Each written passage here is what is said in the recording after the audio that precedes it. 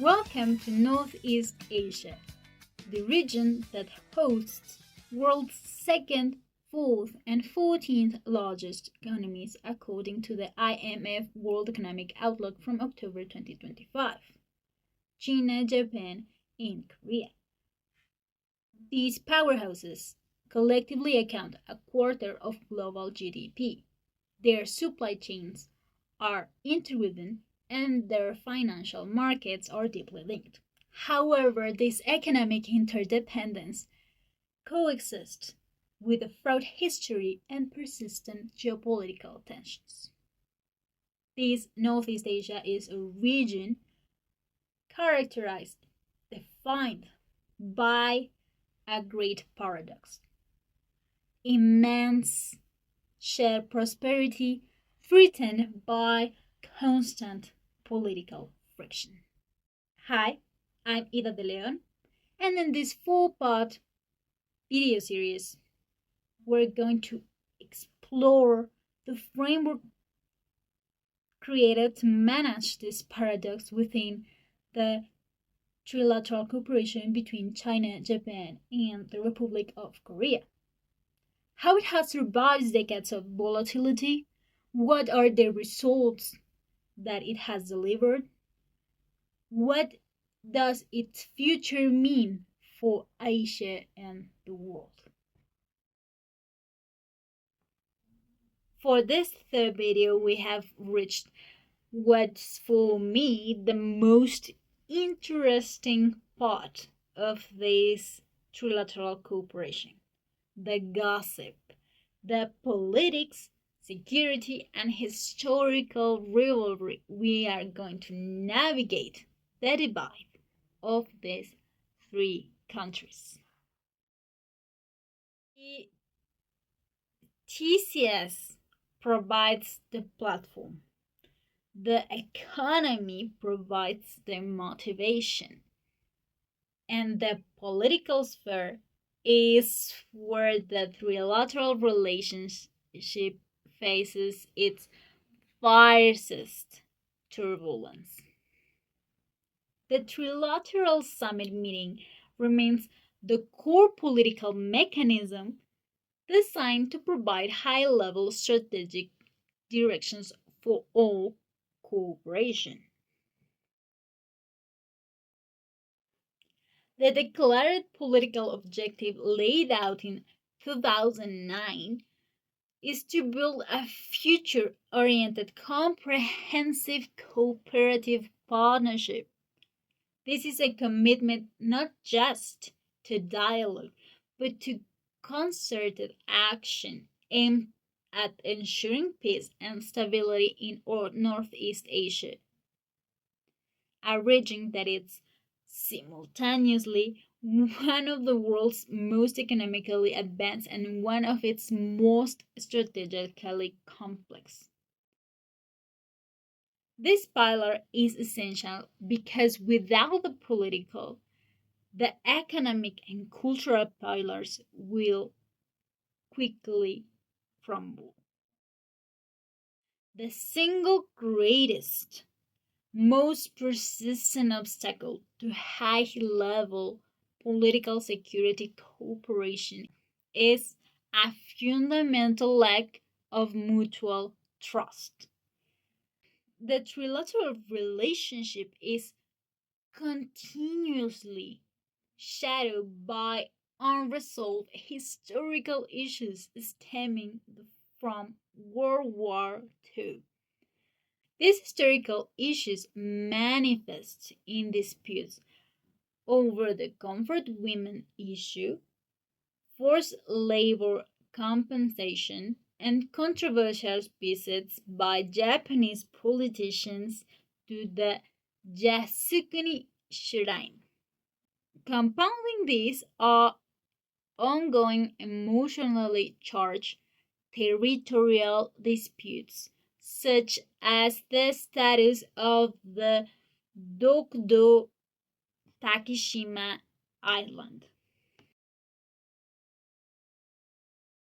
For context, we must understand that the year 2012 1 year after the establishment of the Secretariat in Seoul, was one of the transition in political leadership and a watershed for the trilateral relationship.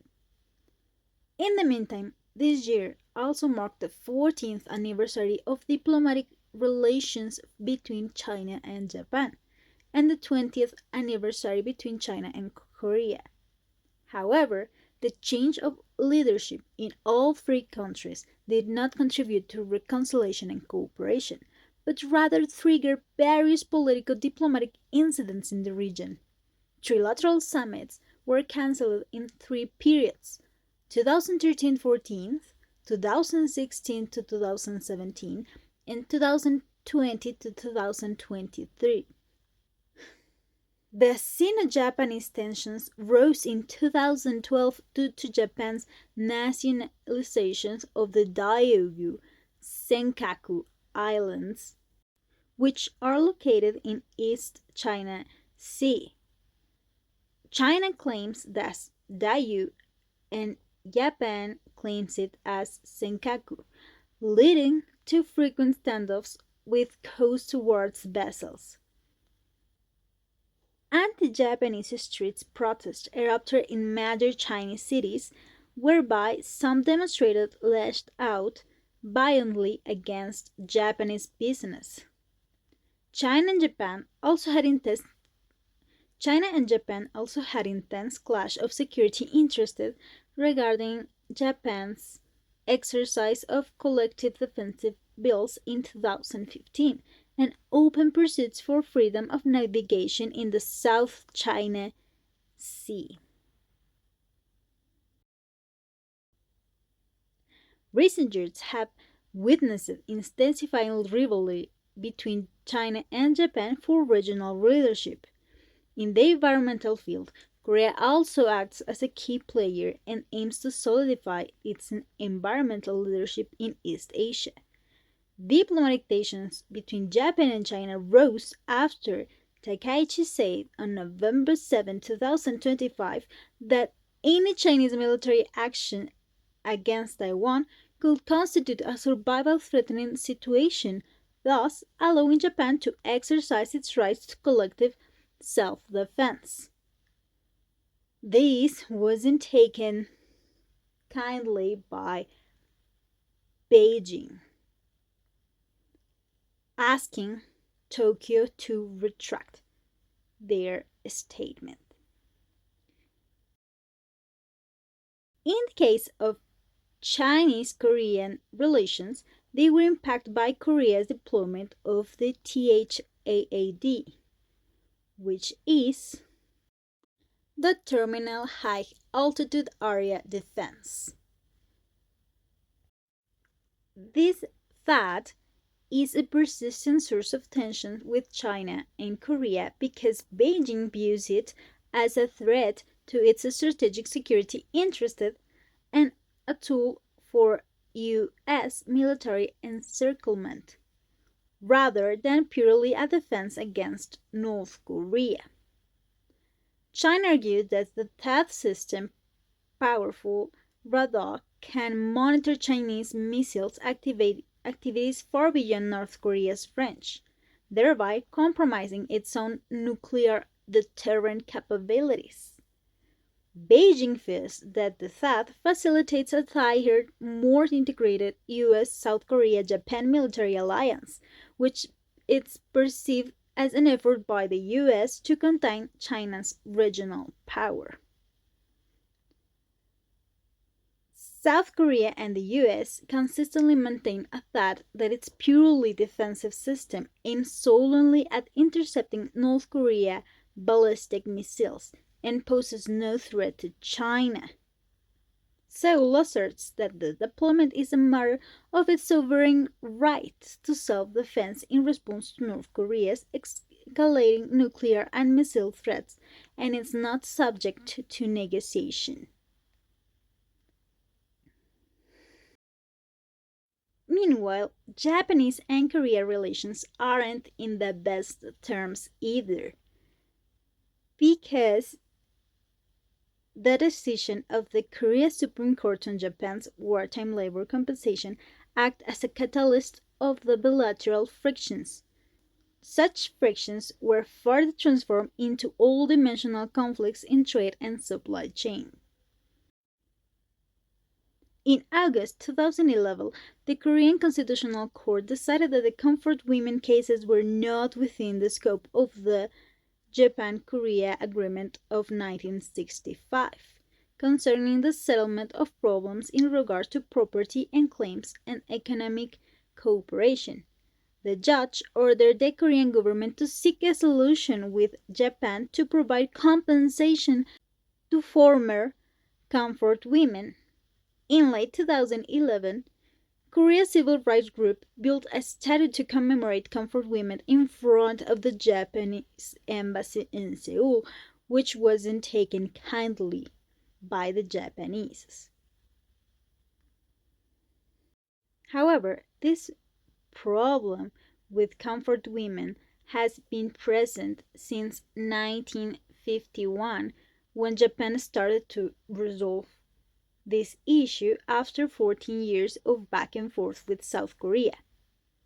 They signed a treaty, and according to the treaty, Japan compensated South Korea with over 800 millions as a reparation fee. Nonetheless, since the state of Japan does not have a clear stand on the issue, the back and forth made Korea feel that it's being mocked and that their apologies aren't sincere.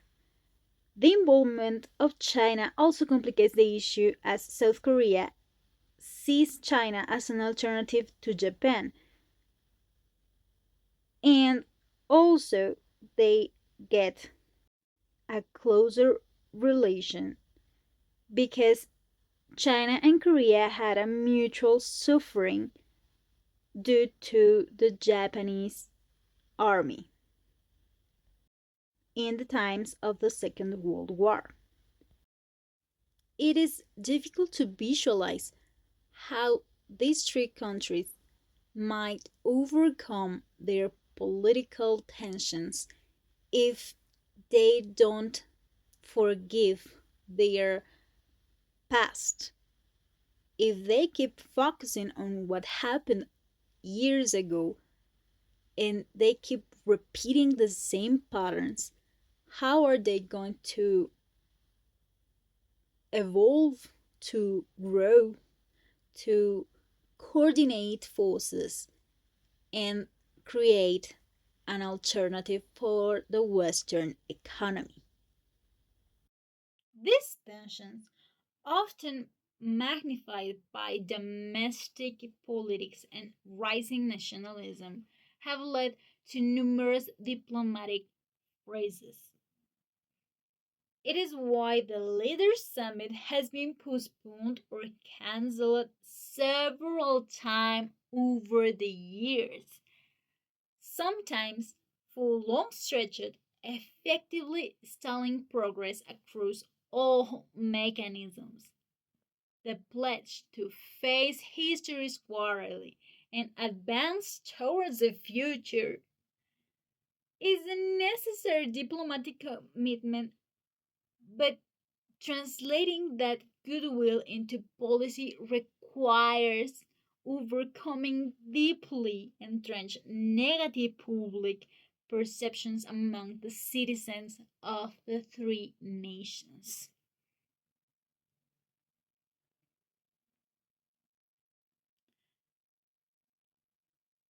In terms of immediate security, the most pressing and shared concern for China, Japan, and the Republic of Korea is the volatile North Korea nuclear and missile program. The risk of miscalculation on the peninsula impacts all three nations directly.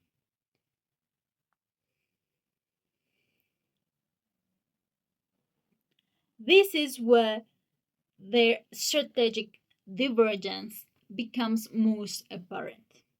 Japan and the Republic of Korea are firm U.S. treaty allies, relying on the extended deterrence umbrella.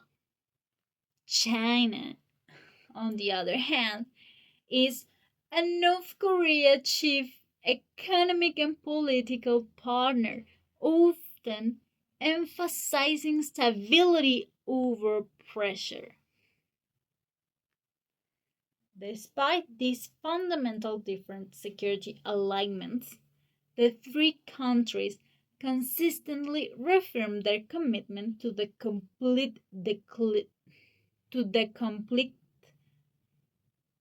The three countries constantly reaffirm their commitment to denuclearization of the Korean Peninsula and maintaining regional peace. Cooperation often focuses on managing the risk of escalation, upholding the relevant UN Security Council resolutions, and ensuring that communications channels remain open, serving as a critical safety valve in a region armed with nuclear weapons. The shared danger necessitates dialogue, even if the preferred diplomatic solutions differ. To build trust in less political sensitive areas, cooperation on non traditional security issues is robust and consistent. These areas are inherently cooperative because they affect everyone equally, regardless of political alignment. Key among these is disaster management.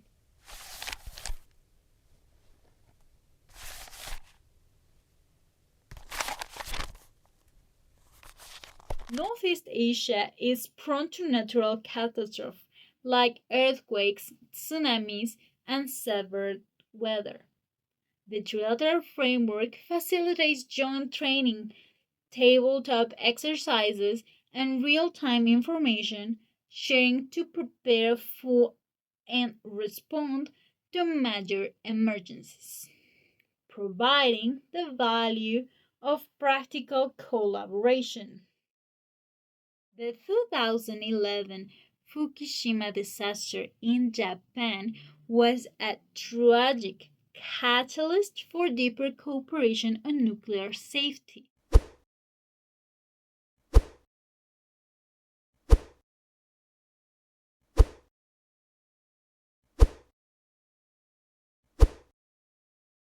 Countries now hold regular top regulators meetings on nuclear safety, where they share experiences on power plant operation, emergency preparedness, and environmental monitoring.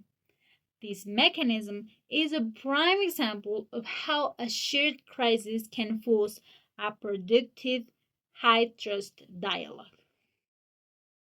In recent years, trilateral cooperation has been severely complicated by intensifying geopolitical rivalry between the United States and China. Washington often pressures its East Asian allies, Japan and the Republic of Korea, to align more explicitly on security and technology issues. This external pressure risks forcing Beijing, Tokyo, and Seoul into opposing camps, fundamentally challenging the non exclusive nature of their trilateral process itself. The ability of the three countries to keep their own framework focused on shared interests separate from great power competition is arguably the defining political challenge of this decade. Their diplomatic efforts are a delicate balancing act, strengthening the trilateral foundation while respecting the security alliance and core interests of all parties. To navigate this complexity and expand their collective influence, the three countries are actively developing the Trilateral Plus X initiative. This model allows China, Japan, and the Republic of Korea to jointly undertake cooperation projects with external partners, particularly developing nations in Southeast Asia and beyond. By jointly delivering public goods such as poverty reduction, development aid, or environment projects, they are able to increase their collective political influence, build external goodwill, and crucially reinforce internal trust by working together successfully on a common non controversial mission. The political pillar of trilateral cooperation is a story of necessary dialogue amidst unavoidable tension. Is a long-term diplomatic investment, proving that in Northeast Asia, the will to coordinate on security and politics is the final crucial step towards turning economic interdependence into lasting peace. In our final video, we will explore the soft power dimension, culture, education, and health, and how people to people exchange are attempting to build a foundation of trust for the next generation.